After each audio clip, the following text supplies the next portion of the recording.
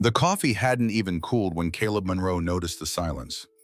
Not the peaceful kind that fills a quiet morning, but the eerie, hollow stillness of something gone wrong. The bed beside him was empty, not unmade empty. The drawers were ajar. The closet hung open like a broken rib cage, and in the middle of it all stood a suitcase, half packed, half forgotten, as if someone had fled a burning house.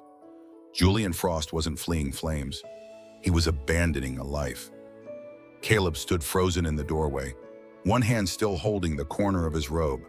His husband, his partner of over a decade, was zipping up the suitcase without looking up. There were no explanations, no goodbyes, not even a guilty glance. Only the cold, mechanical movements of someone who had already left in his mind. "What are you doing?" Caleb asked, barely above a whisper. Julian didn't flinch. "What I should have done years ago." That sentence hit harder than betrayal. It erased birthdays, anniversaries, lazy Sunday mornings, and quiet evenings reading together. It erased their vows. Caleb didn't scream, didn't beg. He watched, speechless, as Julian walked past him and out the door, not bothering to close it behind him. It wasn't just the man who left. It was everything they had built. Caleb moved through the day in a fog, numb but functional. He couldn't afford to fall apart. Not when their son, Eli, would be home from school in a few hours. He needed answers. Maybe Julian had transferred money to another account for a reason. Maybe this was temporary. Maybe there was still a trace of the man he married in that suitcase. He logged into their joint bank account, an account they had slowly, carefully filled over the years. Birthday gifts, tax refunds, freelance checks. Every dollar saved for Eli's future had been poured into that fund. 12 years of planning for one dream college, but the balance glared back at him zero. Julian hadn't just left. He'd taken everything. By the time Eli walked in from school, Caleb had managed to smile, to prepare dinner, to pretend that the world hadn't tilted on its axis. But the boy didn't ask where Julian was. He didn't cry. He didn't even blink. Instead, Eli looked at his father with a calm, so unsettling. It was almost adult. "Don't worry, Dad," he said, placing his backpack gently on the hook by the door. "I handled it." Then he disappeared into his room, as if nothing had changed. Caleb stood in the hallway long after Eli closed the door, the words echoing in his mind like a code he didn't yet know how to crack. Handled it. What could a 12-year-old possibly mean by that? But there was something else in that moment. Something Caleb couldn't quite name. Not just maturity, not defiance. It was control.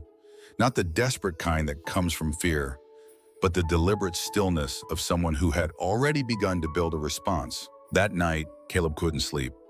The other side of the bed remained cold. The silence in the house was now deeper, heavier. He lay awake listening to the soft, rhythmic tapping of keys from Eli's room. It was faint, but constant. Tap, pause, tap, tap, pause. It was a sound that didn't belong in a child's world. And yet Caleb knew, in the marrow of his bones, that something had shifted.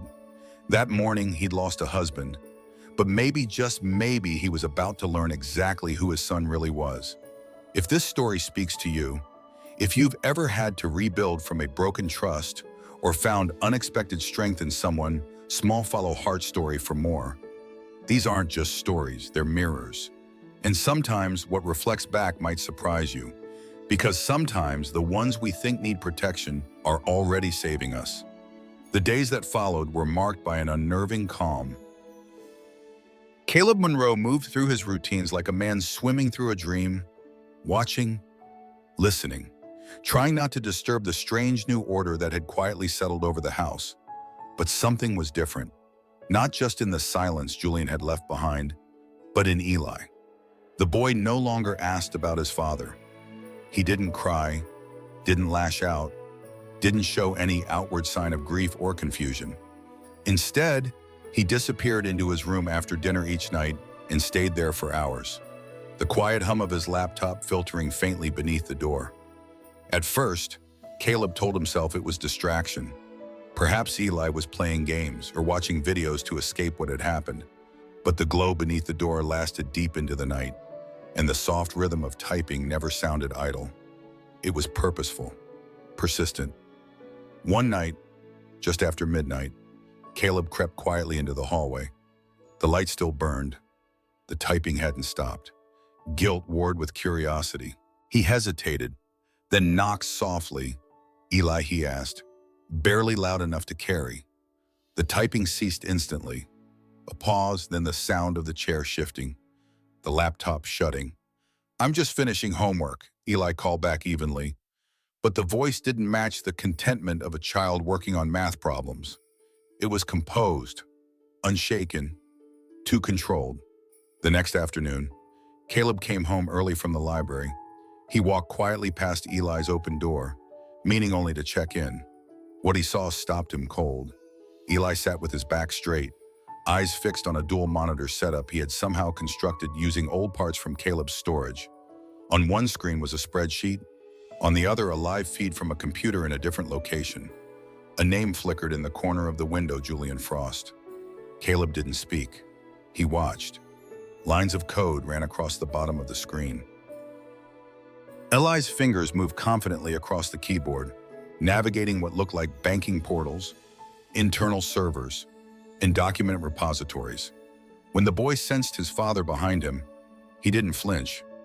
He simply closed the second screen and turned around. "I'm not doing anything illegal," he said. Caleb couldn't find words. Eli turned the monitor back to the spreadsheet, then pointed. "This is where he moved the money, not to a savings account. He used my name, my social security number." The words were sharp, clinical.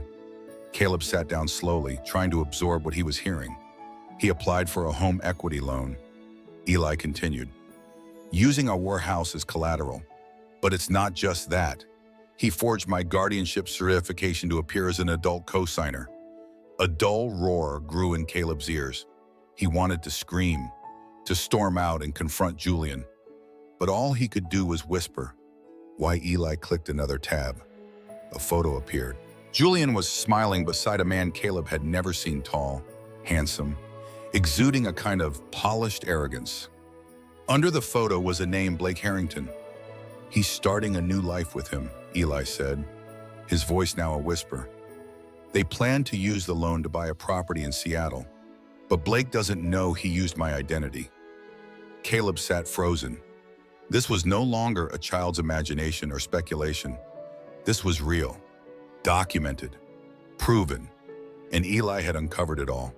"How did you even—" Caleb's voice trailed. Eli looked at him with eyes that had seen too much for their age. "You always told me to pay attention. You just didn't know how much I was listening." In that moment, Caleb's grief gave way to something more complex. Pride. Yes, but also sorrow. His son had absorbed betrayal not with tears but with silence and strategy. He had found comfort not in arms but in firewalls and encryption. He should have been learning to ride a bike down the street or building school projects with glue and paper. But instead, Eli was building cases, hunting down betrayal, and covering wounds with fireproof logic. Caleb wanted to hold him, to tell him he didn't have to carry this. But he didn't, because the boy sitting before him had already decided he would. And in doing so, he reminded Caleb of something deeper, that the instinct to protect doesn't always wear the face of innocence. Sometimes it wears resolve. Sometimes it types through the night. In that quiet room filled with the soft hum of machines, Caleb realized what many parents never do in time. Some children don't scream when they're in pain, they solve. And if you don't look closely enough, you'll mistake silence for healing when it's actually a battle in progress. It began quietly, just as Eli had. There was no spectacle, no storm of confrontation, no declarations of revenge.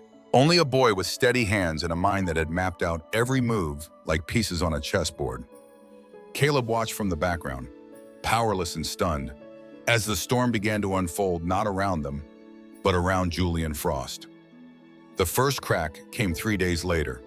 Blake Harrington, the man from the photo, was suspended from his financial consulting firm pending a full investigation. An anonymous tip had reached his company's internal compliance team. The evidence was detailed screenshots of transactions, timestamps, documentation of identity fraud, even voice recordings of calls Blake didn't know had been saved. Nothing linked Blake directly to the fraud, but he had benefited from it, and in the financial world, that was enough. Julian called home the next morning. His voice, once always composed and confident, now carried an edge of panic. "Caleb, something's going on. My accounts are frozen. I can't access anything. My emails at work, they're gone. I think someone's targeting me."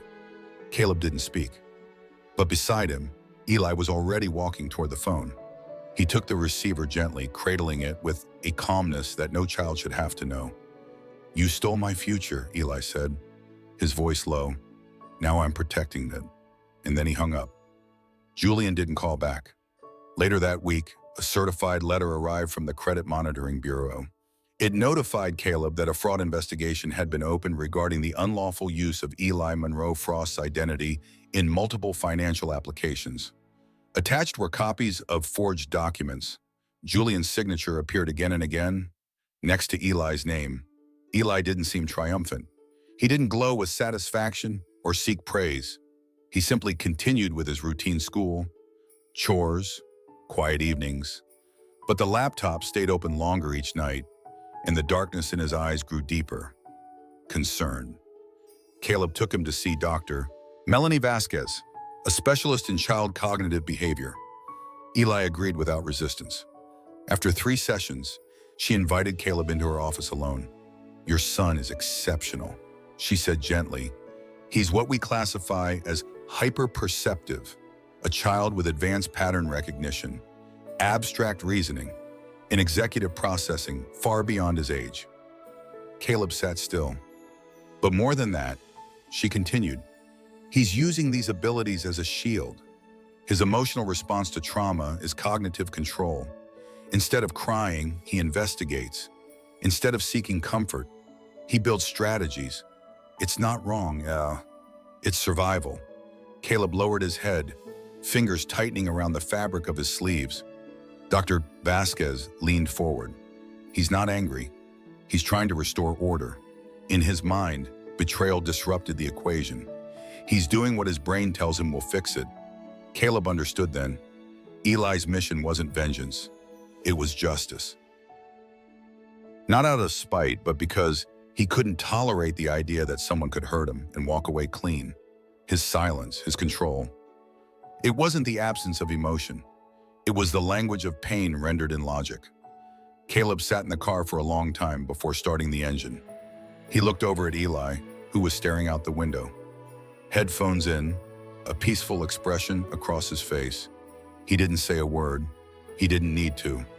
And in that quiet space between them, Caleb realized something that should never be forgotten. Some children grow up too soon, not because they choose to, but because the world forces them to. And when they stand up not just for themselves, but for what's right, it's not rebellion, it's resilience. The storm had passed, at least on the surface. Julian's plans lay in ruins, his accounts frozen, his reputation fractured, his future uncertain. But inside the quiet Portland home where Caleb and Eli lived, the atmosphere didn't feel like victory. There were no celebrations, no cheers of justice served, just quiet breakfasts, books left open beside tea mugs, and the soft hum of Eli's laptop still active long after nightfall. Caleb noticed a shift not in Eli's posture, which remained straight, or in his routine, which remained disciplined, but in his focus. The files that had once been about Blake and Julian were gone from his desktop. In their place were folders labeled things like Granite Falls Widow, Northbrook Guardianship, Case New Jersey Minor Fraud. Each day, new names. Each night, more typing. One evening, Caleb lingered in the hallway, listening. He knocked once, then entered. Eli didn't look up from the screen. They're using her daughter's Social Security to open cards in 5 different states. She's 63 and doesn't even know what a credit score is. I found the shell companies already reported them to the FTC. Caleb sat quietly watching the boy work. They trust the people around them, Eli continued, still typing. Husbands, kids, nephews, and they get ruined because no one checks. No one fights back. Caleb leaned back in the chair beside the desk. You're still a child. Eli, I'm a child who knows how to stop this. And he did. Within weeks, Eli had launched a platform called Digital Honor, a quiet, unobtrusive website with no ads, no tracking, no fees, just a few fields. Tell us what happened. Upload proof. We'll verify. We'll act. Caleb watched in awe as the messages trickled in. Elderly women confused by bills they didn't remember approving. Fathers whose names had been used to sign leases they never saw. Teenagers who found themselves thousands in debt before their 18th birthday. Eli didn't take credit. He didn't even use his full name. He signed every email with the initials D.H. and built systems that blurred his identity. He didn't want attention. He wanted results. By the end of the first month, Digital Honor had quietly resolved more than a dozen cases. By the third month, it had helped nearly 100 families reverse fraudulent loans, stop credit abuse, and file legal claims. Eli was invited to speak at cybersecurity webinars, offered internships at firms he hadn't even applied to. He declined them all. I don't want to make money off people's fear, he said one night while they sat at the kitchen table. I just want them to have someone who sees what's happening before it's too late. Caleb nodded, the tea between his hands growing cold. The boy who had once said, "Don't worry, I handled it," had gone beyond repairing his own future.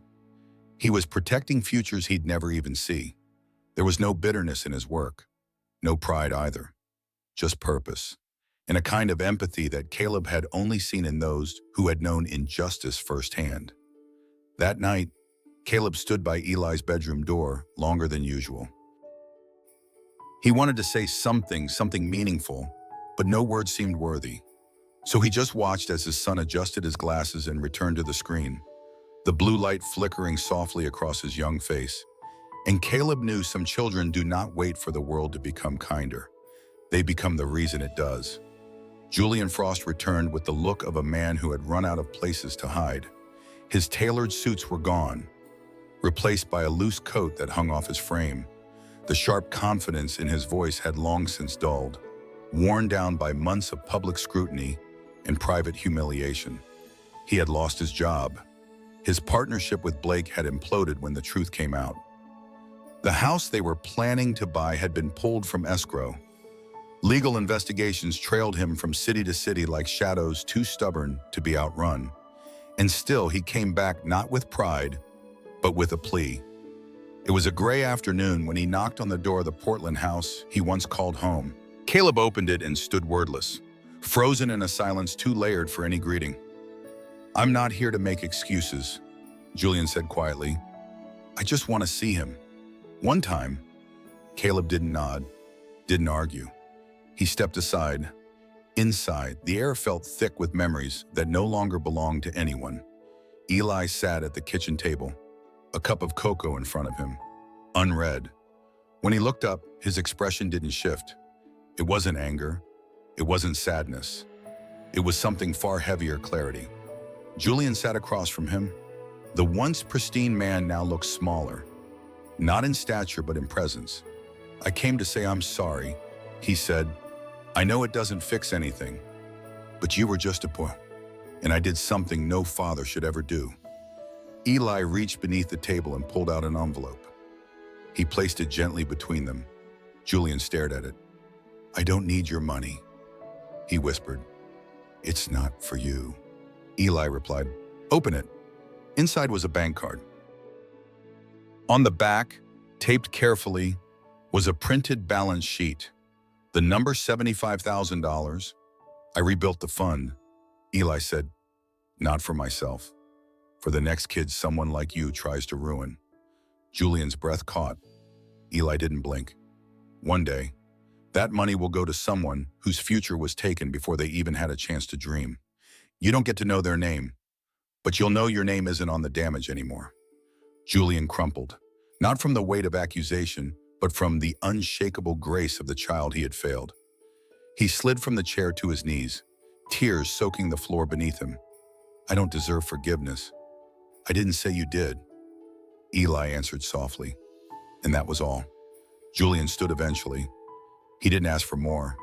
He didn't linger. He simply walked out into the grayness, his figure shrinking with every step away from the house that no longer held a place for him. When the door shut behind him, Caleb moved to his son's side. He didn't speak. Instead, he pulled Eli into a quiet, wordless embrace. Later that night, Caleb asked him why he had done it. Why not just let the past rot? Eli answered without looking up. "Because justice matters, but so does legacy. If I couldn't undo what he did to me, I could at least make sure it didn't happen to someone else." And in that moment, Caleb knew his son hadn't just survived betrayal. He had transformed it into something dignified, into something powerful, into something no one could take back. So now let me ask you, if it were your child, would you have seen it? Would you have understood the silence before the storm? Tell us in the comments. And if this story moved you, share it. Subscribe to Heart Story, where we don't just tell stories. We honor the people who live them.